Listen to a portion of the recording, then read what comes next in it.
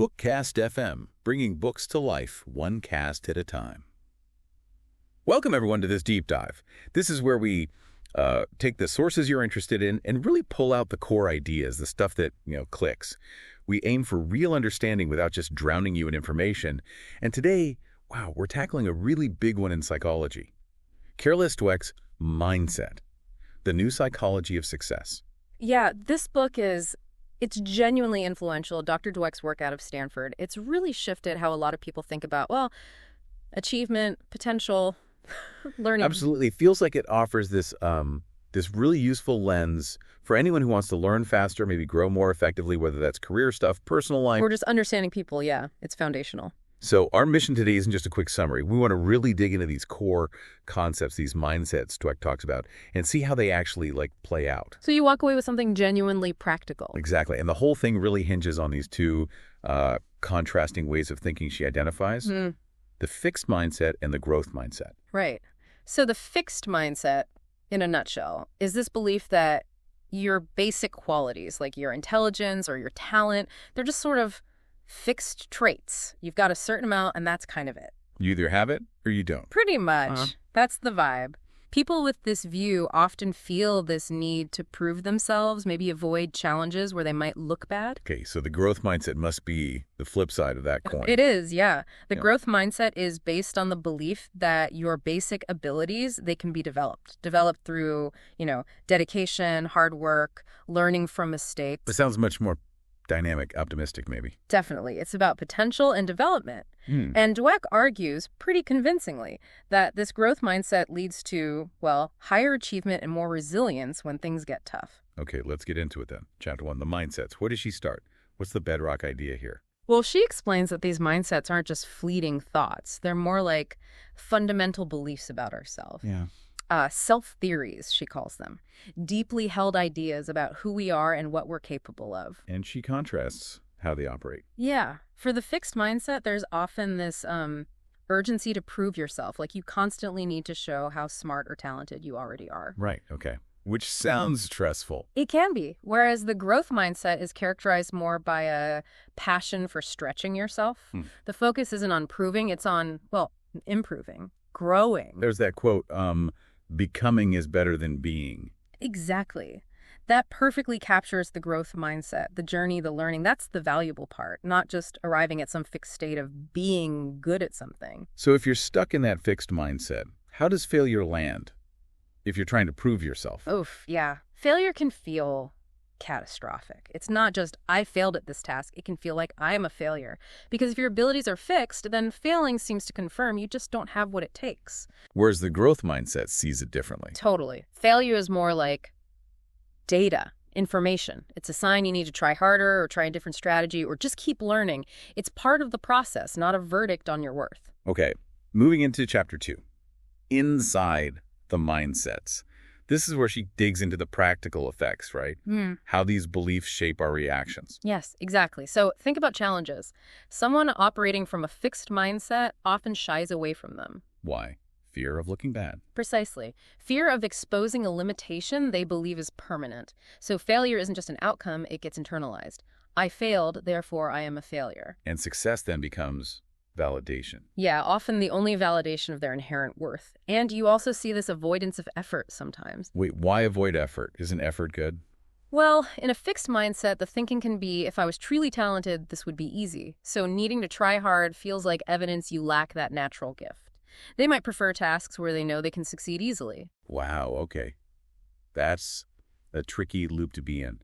So the growth mindset response must be totally different. Completely different. Challenges are seen not as threats, but as opportunities. Opportunities to learn, to get stronger, even if it's tough. And failure. Failure is feedback. It's a learning tool. It signals, okay, that didn't work. What can I try next? What can I learn here?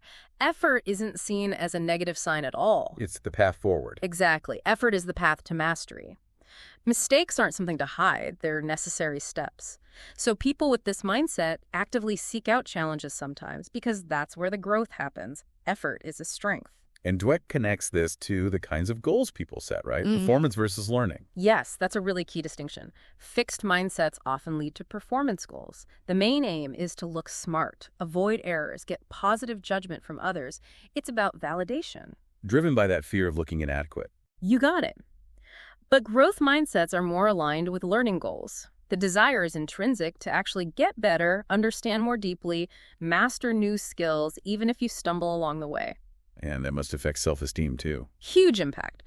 In a fixed mindset, self-esteem can be really fragile, kind of dependent on your last success or failure. In a growth mindset, self-esteem comes more from the engagement, the effort, the process of learning and improving, regardless of the immediate outcome. Makes sense. And you mentioned hiding imperfections. Yeah, that's another fixed mindset tendency. Because imperfection feels like shame, like proof of inadequacy, people might try to hide mistakes or weaknesses, which of course makes it impossible to learn from them. Okay, let's shift to Chapter 3, the truth about ability and accomplishment. This sounds like it tackles the whole natural talent idea head on. It really does. Dweck directly challenges what she calls the talent myth, this popular notion of effortless genius, people just being born brilliant. But isn't some of that real? Some people do seem to pick things up faster. Sure, initial aptitude varies, but Dweck presents a lot of research showing that long-term significant achievement hinges much more on things like sustained effort, using good strategies, persistence when things get hard, and crucially, having that growth mindset. These are often better predictors than just raw IQ or how quickly someone seemed to grasp things initially. So a high IQ doesn't guarantee success if you have a fixed mindset. Not at all. Someone brilliant but terrified of challenges might play it safe and never reach their potential. Conversely, someone who starts out seeming average but has that growth mindset, willing to put in the effort, learn from mistakes, persists, they can often end up achieving far more. So the real growth comes from tackling the hard stuff. That's the core idea. Real accomplishment isn't about just doing what's easy. It's about engaging with difficulty, learning from the struggle, figuring things out. She brings up Benjamin Bloom's study. Oh yeah, the one on top performers. That's the one. Across all sorts of fields, music, sports, science, Bloom found that these elite performers rarely showed super exceptional, obvious talent right at the beginning. What they did have was years and years of focused, deliberate practice and development, often starting from seemingly ordinary skill levels. It wasn't magic, it was work. And mindset. Exactly. And she uses Michael Jordan again here, doesn't she? She does. The fact he was cut from his high school varsity team is legendary now. Right. But his reaction wasn't, oh, I guess I'm not talented. It was apparently intense dedication, practicing relentlessly, constantly pushing to improve. His story perfectly illustrates her point that effort is what ignites that ability and turns it into accomplishment. It's not just about having potential, it's about activating it. And being patient. She notes that growth takes time. It takes time for potential to flower. You need that consistent effort and the belief you can develop. Okay, Chapter 4 moves this into sports. The mindset of a champion. How does this play out on the field or court? Well, sports is such a great arena to see this starkly. Talent obviously helps, but Dweck argues the growth mindset is often what separates the true champions, the ones with longevity, from those who maybe flash brightly but then fade or plateau. How so? An athlete with a fixed mindset might hit a rough patch or face a new challenge and start doubting their natural ability. They might become afraid to try new things or push themselves for fear of, proving they don't have it. Whereas the growth mindset athlete sees setbacks differently. Completely. Setbacks, losses, tough practices, they see it all as information. Fuel for improvement. What do I need to work on? How can I adjust my training? They embrace the grind. So that mental toughness we hear about, it's linked to mindset. Dweck would say absolutely. It's cultivated through a growth mindset. Failure isn't defining, it's feedback. Resilience comes from knowing you can learn and adapt. It's about deliberate practice, really focused work on specific weaknesses, and grit, that perseverance towards long-term goals. And how they handle coaching must differ too. Oh, definitely. Growth-minded athletes tend to seek out feedback, even critical feedback. They see coaches as resources for getting better. Fixed mindset athletes might be more defensive, hearing criticism as just confirmation of their limits. You mentioned Jordan, but any other examples in this chapter? Yeah, she talks about Babe Ruth. Famous for home runs, right? But also held the strikeout record for ages. He wasn't afraid to swing big and miss often. That's growth-oriented. Willingness to fail in pursuit of success. Exactly. And Muhammad Ali, constantly reinventing himself as a fighter, believing he could always evolve and improve, Dweck sums it up nicely. Many of the world's greatest athletes were not born with exceptional gifts. They were made by mindset. It's about character, heart, and the mind of a champion. Let's pivot to the corporate world. Chapter 5, Business, Mindset, and Leadership. How does this apply in companies? Hugely. The mindset of the leaders and the resulting culture has a massive impact on innovation, employee engagement, and, the bottom line. So, a fixed mindset leader. Mm-hmm. What kind of environment does that Yeah. create? Often, it's one focused on status, hierarchy, looking good. There can be a real fear of failure because mistakes are seen as signs of incompetence. You might see more internal politics, people trying to prove they're the smartest person in the room rather than collaborating. Okay, and growth-minded leadership. That fosters a culture of learning and development. Leaders focus on growing talent, giving constructive feedback, seeing mistakes not as disasters, but as opportunities to learn and innovate. People feel safer taking risks. She contrasts specific companies, right? Yeah, she uses Enron as a cautionary tale, a culture obsessed with innate brilliance, very fixed mindset, which led to people hiding problems, toxic competition, and ultimately collapse. Right, and the contrast. Companies like GE under Jack Welch or IBM under Lou Gerstner during its turnaround. They emphasized developing talent, continuous learning, adapting to change, more growth-oriented cultures. It seems like the leader's ego plays a big role. For sure. Fixed mindset leaders can have fragile egos, easily threatened by challenges or dissenting views. Growth-minded leaders tend to be more secure, more open. They want to hear different perspectives because it helps everyone learn. And this affects hiring, too. Definitely. Growth-oriented companies often look beyond just past accomplishments. They look for learning agility, curiosity, grit signs that someone can grow and adapt within the role and the company. Think about Satya Nadella at Microsoft consciously shifting the culture towards a growth mindset. Right, that's been a huge shift. Yeah. Dweck makes the point that in the business world, success is about growing, not proving you're smart. And employees in these growth cultures, they generally feel more empowered, more committed. Fascinating. Now, Chapter 6 takes this into a really personal space. Relationships, mindsets in love or not.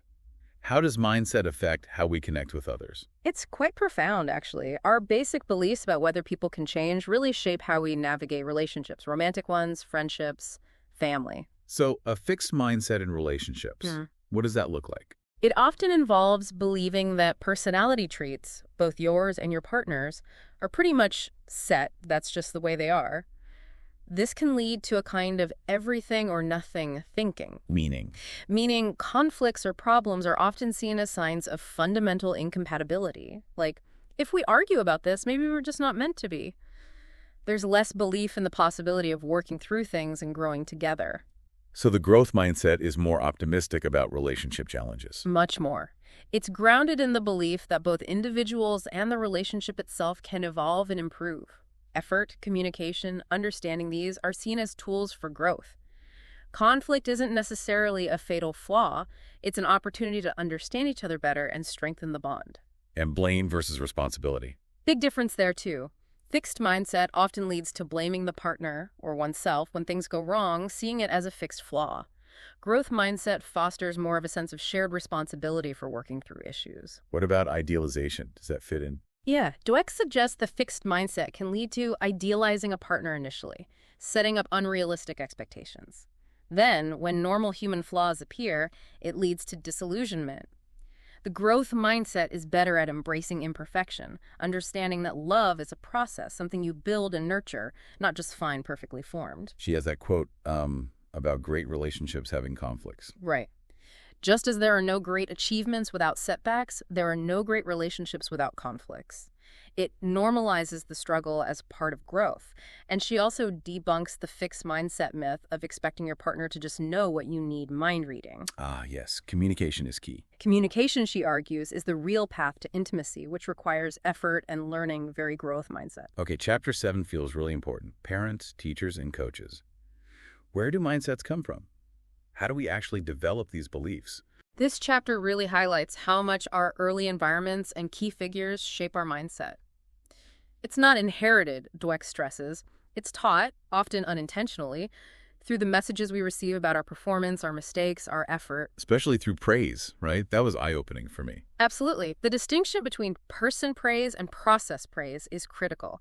Telling a kid, "You're so smart," that's person praise. It sounds nice, but it can actually foster a fixed mindset Yeah. because the child learns that being smart is the valued trait. So they might start avoiding challenges where they risk not looking smart because failure would mean they aren't inherently smart after all. Okay, so what's the alternative? Process praise. Exactly. Praising the process, the effort, you worked really hard on that, the strategies. I liked how you tried different ways to solve that. The persistence, you didn't give up even when it got tricky. Yeah. This focuses on things the child can control and develop. And that encourages a growth mindset. Yes, because it links success to controllable factors like effort and learning, not just innate ability. It teaches them that challenges are okay and effort pays off. It builds resilience. And feedback matters too, not just praise. Definitely. Constructive feedback focusing on learning and improvement, not just judgment, helps build resilience. Harsh criticism can shut kids down, make them afraid to try. Teachers, coaches, parents, Dweck calls them mindset architects. Their focus winning versus development, talent versus effort sends powerful messages. And adults need to model it themselves. Crucial point, kids watch us. Do we embrace challenges? Do we talk about learning from mistakes? Dweck poses that really powerful question for adults interacting with kids. Tomorrow, are you going to send a message that says, "You have permanent traits and I'm judging them," or "You're a developing person and I'm interested in your development"? That's a heavy question. Okay, finally, Chapter 8 tackles the big one, changing mindsets. Can we actually do it? Yes, that's the hopeful conclusion. Mindsets aren't set in stone. They can be changed, though it takes conscious effort. What's the first step? Awareness. Just starting to notice your own fixed mindset thoughts, recognizing those moments when you feel defensive about mistakes, or avoid a challenge, or judge yourself or others based on perceived talent. You become aware of the internal monologue. Exactly. She even suggests giving your fixed mindset voice a name, like a persona. It helps you externalize it, see it as something separate from your core self, something you can challenge. Yeah. Then you start actively reframing those thoughts. Catching yourself thinking, "I'm terrible at this," and consciously shifting it to something like, "Okay, what strategy could I try here?" Or "What can I learn from this attempt?" Or "This is hard and I can keep going." So it's about deliberately choosing a growth-oriented interpretation. Precisely. It's a practice. And Dweck is realistic. It's an ongoing journey, not a switch you flip once. There will be times the fixed mindset pops up again. That's normal. Supportive environments help too, presumably. Massively important. Being around people or in cultures that value effort, learning, and resilience makes it much easier to maintain a growth mindset. And remembering Dweck's point, it's not that some people are growth mindset people and others are not. It's that we all have both mindsets within us. To varying degrees. And in different areas of life, maybe. Yeah, exactly. The goal is to consciously recognize the fixed mindset triggers and cultivate the growth mindset responses more consistently through practice. This has been fantastic, really clarifying. So if we had to boil down the biggest takeaways from this deep dive into mindset. Okay, well, first, our mindset, this core belief about whether abilities are fixed or can be developed, it fundamentally shapes how we see everything. Effort, failure, success, challenges. It's powerful. And critically, a growth mindset isn't just something you're born with. Absolutely not. It can be cultivated. Anyone can learn to adopt more of a growth orientation. Which unlocks potential. Huge potential, yeah. By embracing challenges, learning from setbacks, valuing effort, believing in growth, that's how we develop personally and professionally. And finally, the messages we get, the feedback, our own self-talk, these all constantly shape our mindset. Right, it's dynamic. The core message, really, is that growth is always possible if we adopt the right mindset. That's incredibly empowering. Okay, here's a final thought for you, our listener, to maybe chew on. Yeah. Think about one specific area in your life. Could be work, a hobby, a relationship where you suspect, maybe, just maybe, you lean a bit more towards a fixed mindset. What's one small, concrete shift in how you think or act in that area that you could try this week? Just an experiment to nudge towards growth. Good question to ponder. We really can't recommend Carol S. Dweck's Mindset, The New Psychology of Success enough if you want to go deeper. We'll put a link to it in the description for you.